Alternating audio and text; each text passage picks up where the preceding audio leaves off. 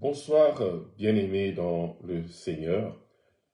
Nous sommes le lundi 29 juin 2026, jour que le Seigneur a fait, jour que le Seigneur nous permet de vivre. Il est 19 heures, c'est le moment pour nous de nous rassembler pour une parole, à méditer une parole qui va nous accompagner pendant la semaine dans nos temps de dévotion matinale comme du soir. Je rends grâce à Dieu pour ce temps qu'il permet que nous puissions passer ensemble. J'espère que vous vous portez bien, que vous êtes en bonne santé et que tout se passe au mieux pour vous, car notre Seigneur, dans sa fidélité, renouvelle ses bontés chaque matin dans la vie de ceux qui s'attendent à lui. Nous allons sans plus tarder confier ce temps entre les mains de notre Seigneur, et afin que lui seul soit celui qui va conduire ce moment, et lui seul qui va permettre que nous puissions recevoir une part dans ce qui sera dit, une part qui nous fera du bien, une part qui va nous apaiser. Voilà, prions le Seigneur. Seigneur Dieu Tout-Puissant, que ton nom soit sanctifié. Nous te rendons toute la gloire ce lundi soir et nous voulons nous soumettre à toi. Nous t'invitons, Seigneur, à prendre la direction de ce moment, que toi seul puisses le conduire, ô Dieu, que toi seul puisses manifester ta gloire pendant ce temps. Seigneur, pendant ce temps, visite la maison de mon frère et de ma sœur qui nous reçoit à travers le réseau. Visite les familles, accorde la joie et la paix dans chaque foyer qui te reçoit par ce moyen. Merci Seigneur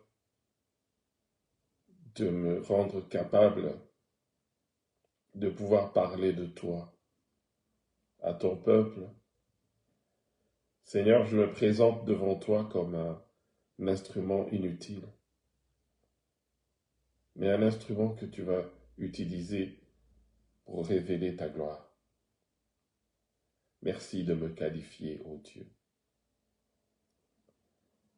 Je te rends grâce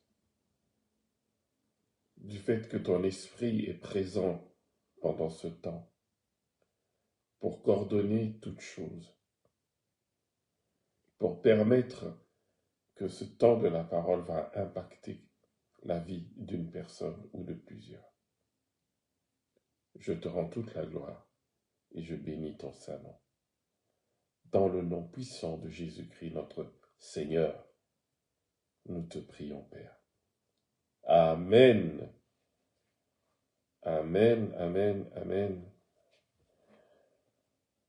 Bonsoir à vous, mes bien-aimés. Bonsoir à maman Mélanie.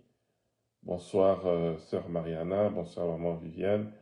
Et bonsoir à vous tous et vous toutes qui vous connectez en ce moment.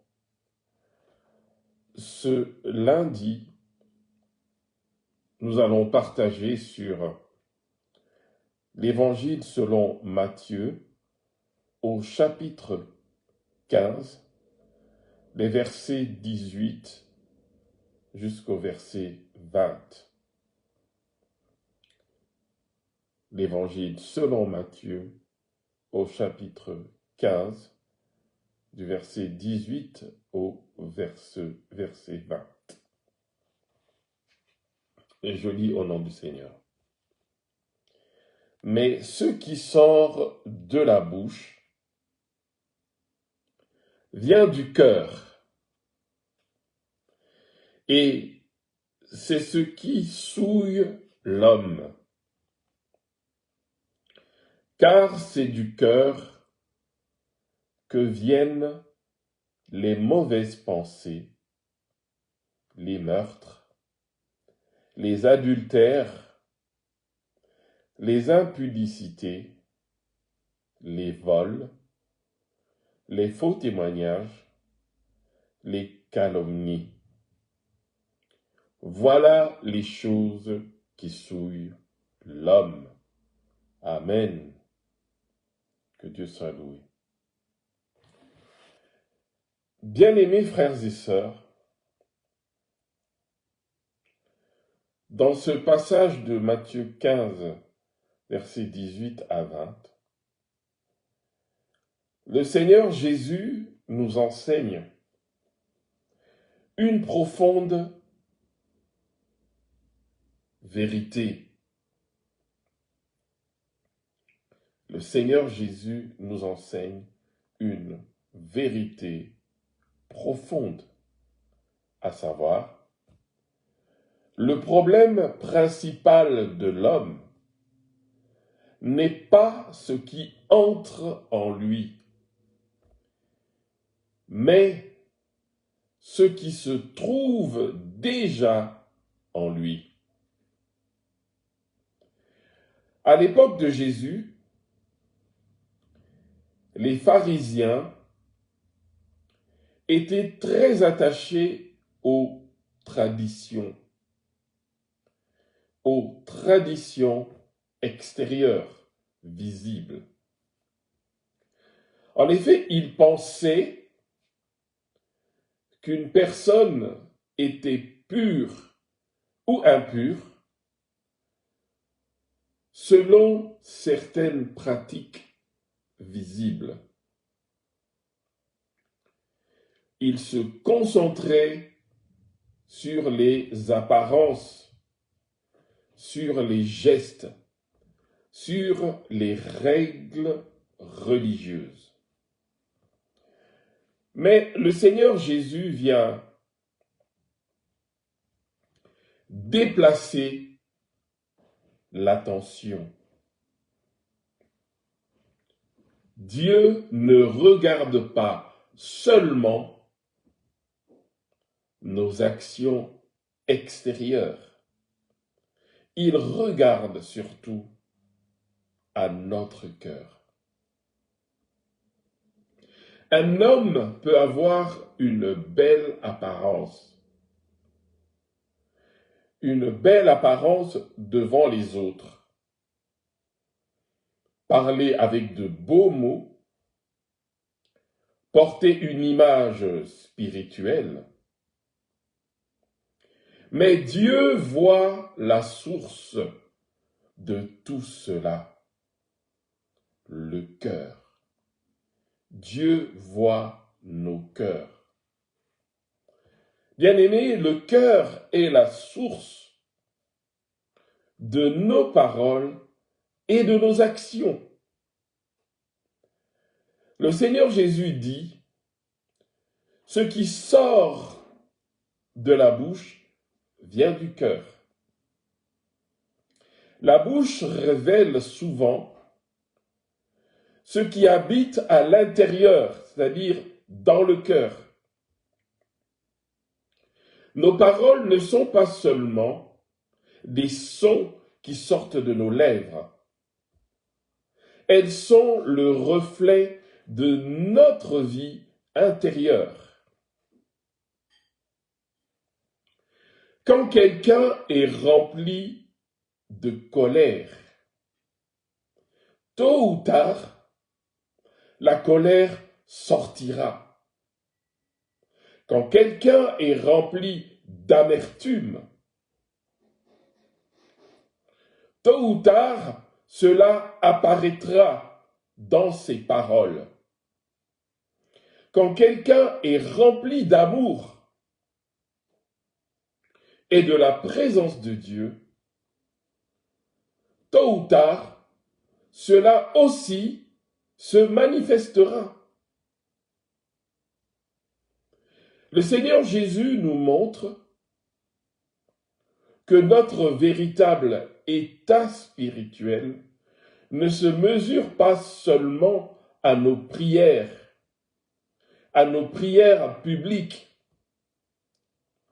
ne se mesure pas seulement à notre service dans l'Église ou à notre connaissance biblique, mais aussi à ce qui sort de nous dans les moments difficiles.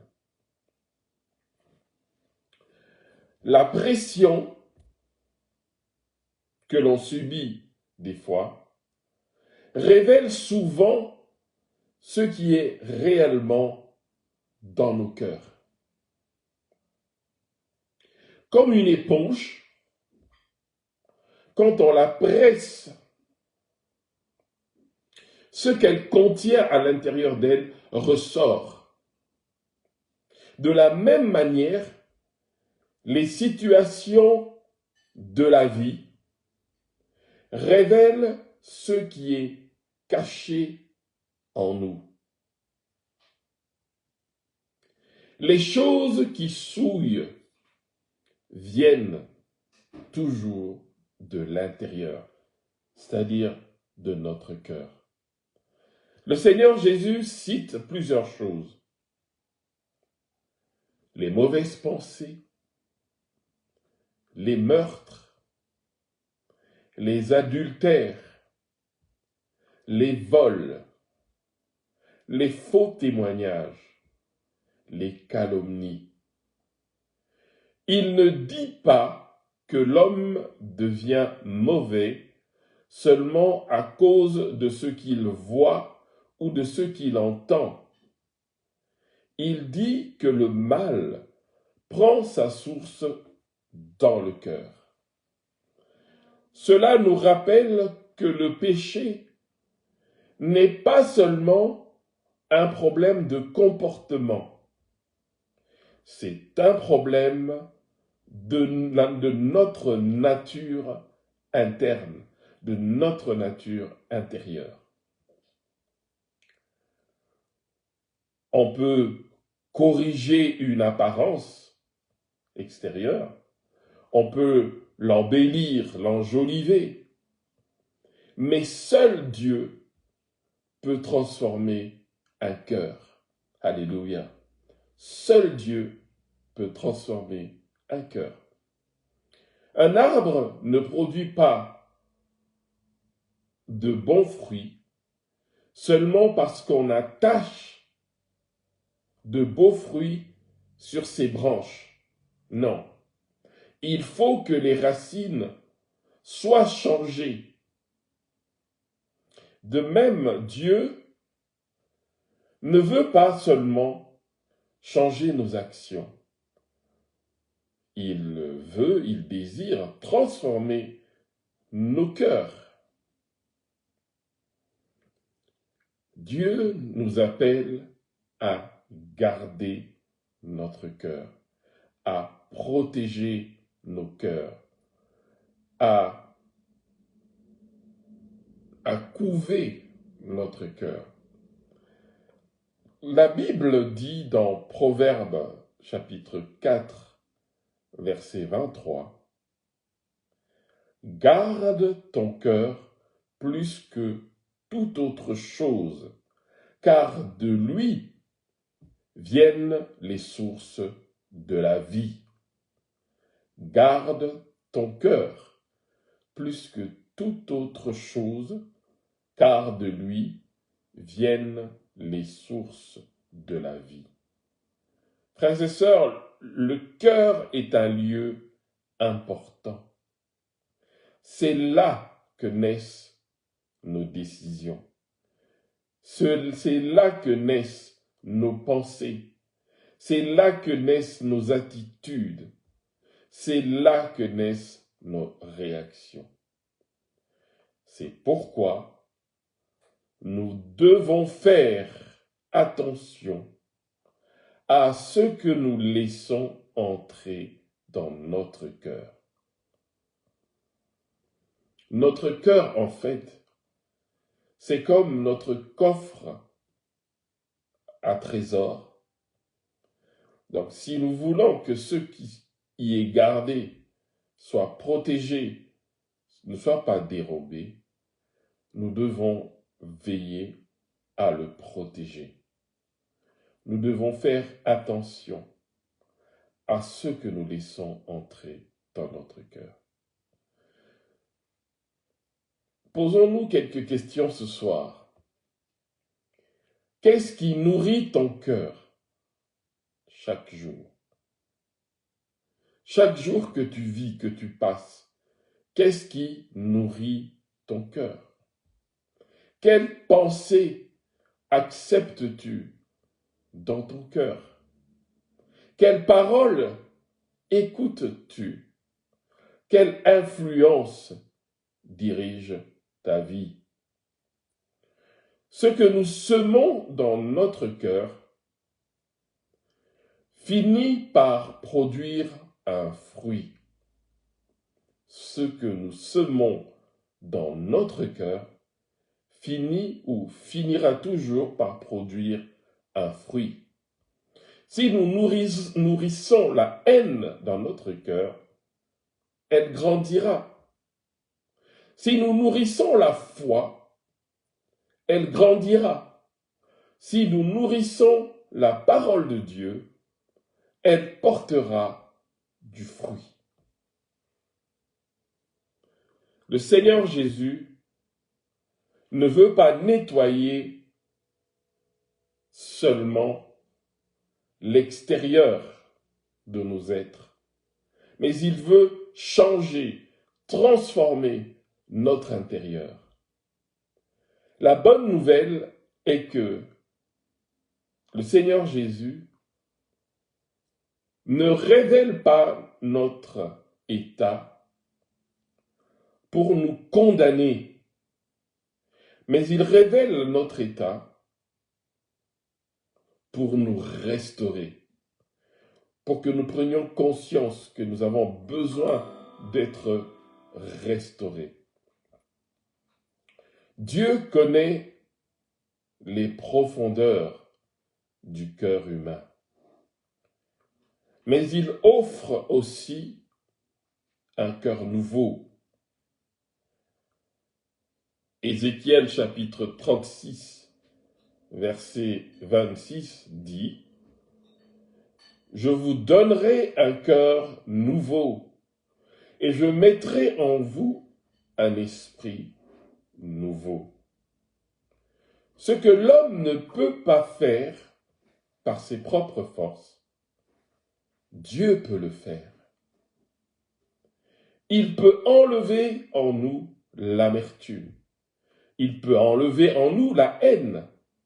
Il peut enlever en nous le manque de pardon. Il peut enlever en nous les mauvaises habitudes. Il peut enlever en nous les blessures cachées. Le Saint-Esprit œuvre en nous pour produire un changement réel dans nos cœurs.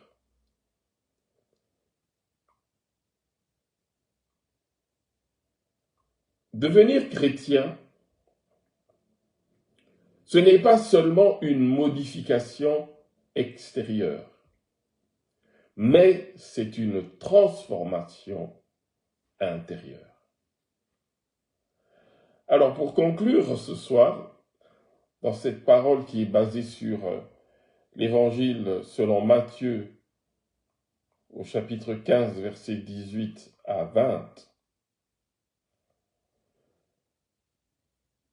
cette parole nous pose une question importante. Qu'est-ce qui sort de mon cœur? Mon frère, ma sœur, pose-toi cette question sérieusement. Qu'est-ce qui sort de mon cœur? Est-ce que mes paroles apportent la vie ou la destruction? Est-ce que mes réactions montrent Christ ou montrent encore mes anciennes blessures? Est-ce que mon cœur est dirigé par Dieu ou par mes émotions? Le Seigneur Jésus nous invite aujourd'hui à lui donner notre cœur, à lui offrir notre cœur. Car un cœur transformé produira des paroles qui encouragent. Un cœur transformé produira un amour sincère. Un cœur transformé produira un pardon véritable. Un cœur transformé produira une vie qui honore Dieu, notre Père. Prions le Seigneur. Seigneur, toi qui es notre Père, notre Dieu, ce soir sonde nos cœurs. Montre ce qui doit changer en nous. Seigneur Dieu, purifie nos pensées. Seigneur Dieu, purifie nos paroles et nos intentions. Seigneur Dieu, donne-nous un cœur nouveau, afin que nos vies reflètent entièrement et pleinement la vie de Jésus-Christ en nous. Au nom de Jésus-Christ. Amen. Voilà, frères et sœurs, c'était la parole de ce lundi 29 juin, parole que je vous invite à méditer davantage. Il s'agit donc, comme je l'ai introduit, de l'Évangile selon Matthieu au chapitre 15, versets 18 à 20. Mon frère, ma sœur, garde ton cœur plus que tout, car c'est de là que tu tires tous tes trésors. Que Dieu vous bénisse abondamment, qu'il vous accompagne cette semaine, qu'il garde surtout votre cœur de la tentation, qu'il garde votre cœur du mal, qu'il vous protège des mauvaises influences, que votre cœur soit fondé sur l'amour de Christ et que votre cœur déborde d'amour pour les âmes perdues, déborde d'amour pour le Seigneur, déborde d'amour pour votre prochain. Que Dieu vous garde d'ici là, qu'il vous épargne sur votre chemin les péripéties de la vie, qu'il vous épargne les attaques de l'ennemi, qu'il vous épargne les traits enflammés de l'ennemi, qu'il vous garde dans votre marche chrétienne. Au nom de Jésus-Christ. Soyez abondamment bénis et que la paix du Christ habite dans chacun d'entre vous. On se dit à la fois d'après.